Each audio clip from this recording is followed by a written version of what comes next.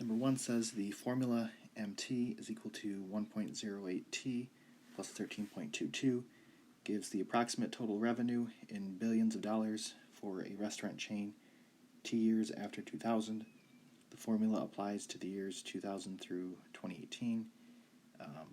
And Part A says what is the value of dm over dt.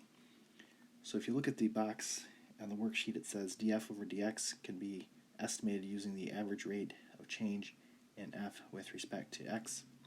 So the change in f over the change in x.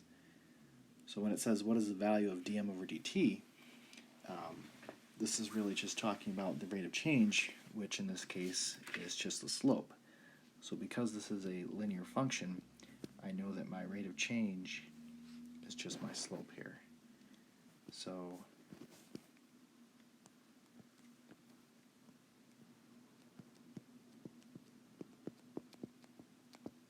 .08. Part B says explain the meaning of the value you found in Part A in practical terms. So what this means is from 2000 to 2018, the total revenue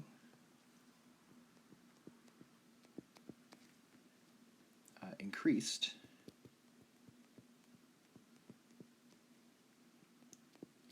by $1.08 billion,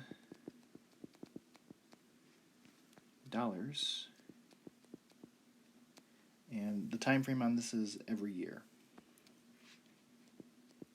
So with the slope, it's always per 1 year, or per one, whatever the unit of time we're using.